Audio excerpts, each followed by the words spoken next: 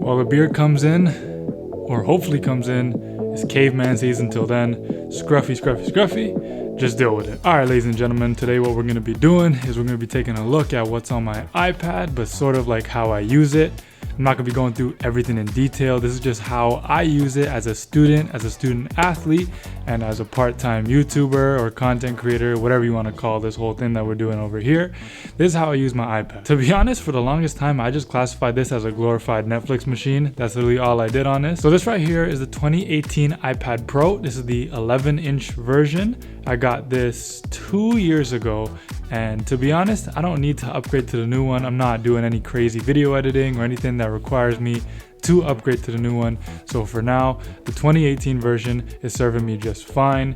What I got right away for it was I got the Apple Pencil because I do like taking my notes by hand. So that one stays on the iPad at all times. And then I got the Magic Keyboard. More on that in a bit. Yeah, so like I said, this was pretty much a glorified Netflix machine for a long time.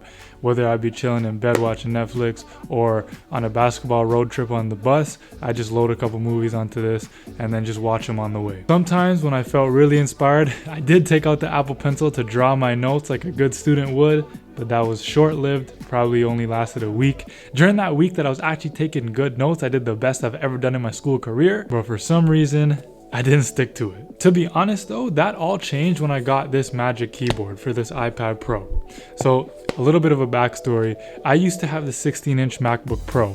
Now that was a great computer for when I needed more power and a little bit of a bigger screen, but to be honest, it wasn't the best to take around, to take to class. It was kind of bulky and got in the way. It was kind of a hassle.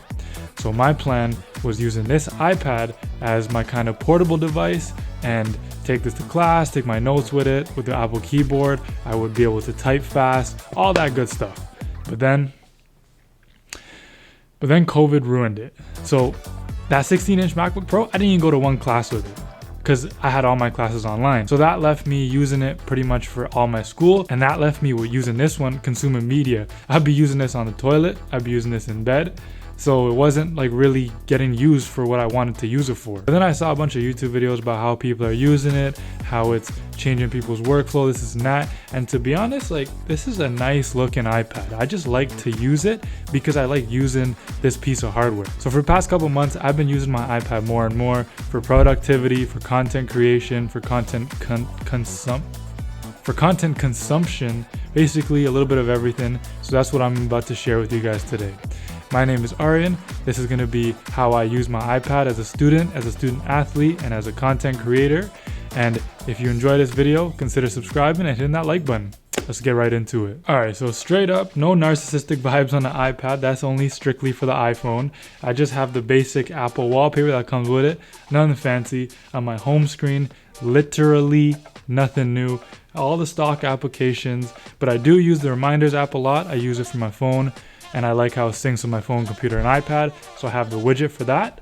I wish Apple had a weather app. They do not. They need to fix that. So if you're watching this and you're Tim Cook, please fix this issue. In the dock is pretty much simple too. What I use my iPad for a lot, I use it for emails, and my go-to email app is Gmail. So I always keep that one in the dock, just so that I'm not messing around with the Apple Mail app, because I, to be honest, don't really like that. So what I do is I just uninstall it completely. Now all my school notes are taken on an app called Notably. I love that app. I've been using that one since grade 11 on my older iPad Pro that I actually used to use for school a lot. In this app, I strictly use the Apple Pencil for 99% of what I do. I don't know if that makes sense. 99% of what I do. Apple Pencil is pretty much all I use for this. I have a bunch of different dividers. So I have my school, I have some basketball notes, I have some weight room notes, and just a bunch of miscellaneous notes. So if I ever want to be structured with my notes, but I'm not actually using a notes app, I use Notably. Now, I do all my homework on this one. When I do my homework, I sometimes do my homework. When I'm not typing out my notes and I want to handwrite my notes, they're always done on Notably. And what I used to do in high school was they used to give us these pre-printed out lesson plans. So every day when you come to the class, there'd be a fill in the blank type note, and that would be filled in as the teacher's teaching what she wants to teach. What I used to do was I used to just scan the note. I used to be the most obnoxious kid in high school. I used to stand up in class, scan the note, and then import into Notably, and then I could take all my notes on the iPad. It actually did work because I am terrible at keeping things in binders, so all my notes were in the cloud, and I had them access on my iPad, my iPhone, and my computer. So that was the best thing that I could have ever done in high school. Now, the other app that I was trying out a bit was GoodNotes, kind of like the same thing as Notably, just a little bit of different interface, a little bit different design. To be honest, I think I like Notably better just because of that. I don't know, maybe I just been using it more, or maybe I just like the design better, but I like Notably a little bit more.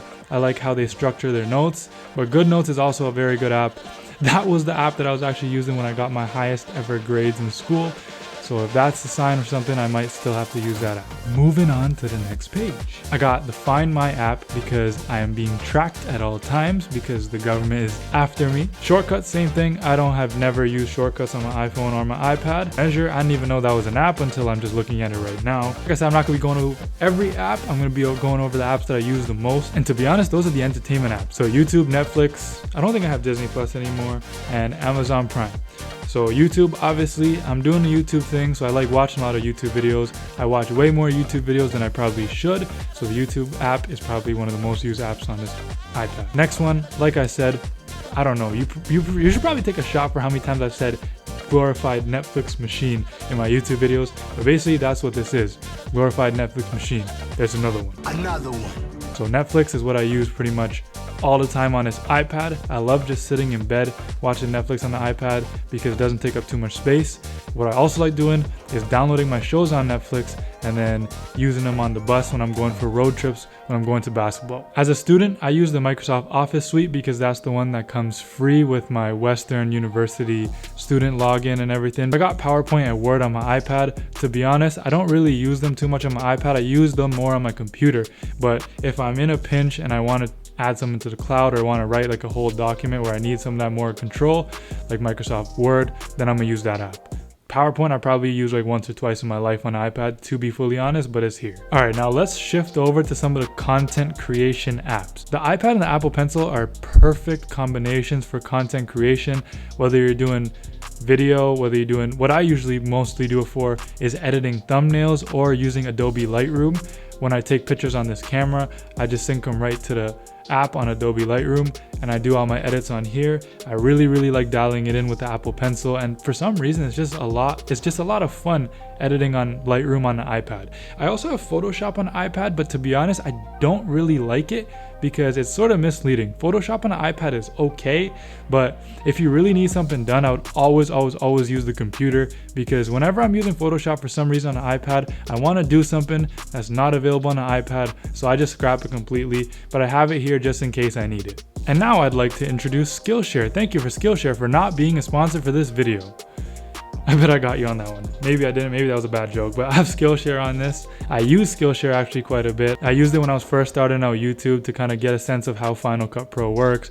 I use it for some photography stuff. I use it to learn about some business stuff. I actually do enjoy the app. So if you see a sponsor post eventually on Skillshare, just know I actually do use this app because this video is not sponsored and I'm still talking about it. Shopify, pretty simple. That's where I manage my businesses, my online companies. I do all that through Shopify. Now, probably the most hated app ever for students, maybe I could say that, is Zoom. I'd like Zoom as an iPad app because the iPad camera is much better than the MacBook camera, but to be honest, I hate Zoom with all my heart because I've used it too much for classes. Thank God Western University is going back to somewhat in-person classes because I don't think I could stand another Zoom lecture. And the last kind of content creation app that I really like using on the iPad is the Sony Image Edge app. Instead of me buying a monitor for this camera, what I do is I just wirelessly connect it to the Image Edge app. So I use this app because then I can have a live preview of what's going on the screen. It's pretty much a viewfinder that I can set up right here, like right out of focus, and then I can look at how my video is looking. And yo, to be honest, that's pretty much it. That's how I use my iPad. I'm a content creator. Actually, let me put it this way. I'm a self-proclaimed content creator. I'm a student and I'm a student athlete. So I use this iPad for my daily life in a bunch of ways, as you saw in this video. That brings me to the end of this video. So if you stuck around to this one, you're a real one. Thank you for watching. And subscribe to the channel because I'm be coming out with more content. If you like this video, leave me a thumbs up Even if you want, share it with your friends. Let's grow this channel. Help me grow. It'll mean a lot to me. As always, I appreciate each one of you so much. My name is Aryan. I'm gonna decide what I'm gonna do with this beard. And that's it for me. See you guys in the next one.